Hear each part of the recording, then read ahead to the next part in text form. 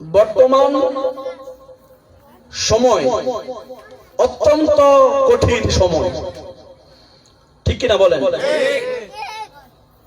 অত্যন্ত কঠিন সময় বিরাজ করছে, যেহেতু মানুষ এখন কচু গাছের পাতার মধ্যে পানি রাখলে যেভাবে টলমল করে, ঠিক মানুষ এখন টলমল অবস্থা হয়ে গেছে, ঠিক কিনা বলেন?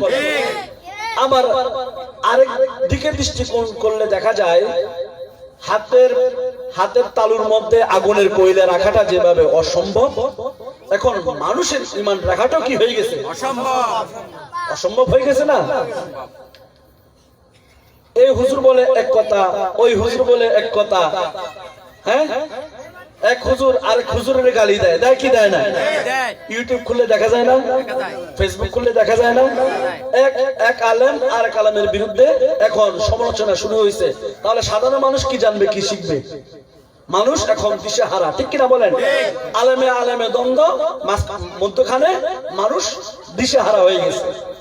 তাহলে আলেমরা হচ্ছে কি নবীর ওয়ারিস, আল উলামাউ ওয়ারাসাতুল আম্বিয়া, আলেমগণ হচ্ছে নবীর কি ওয়ারিস।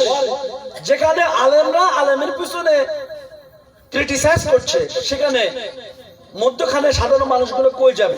একটা সমাধান দরকার না?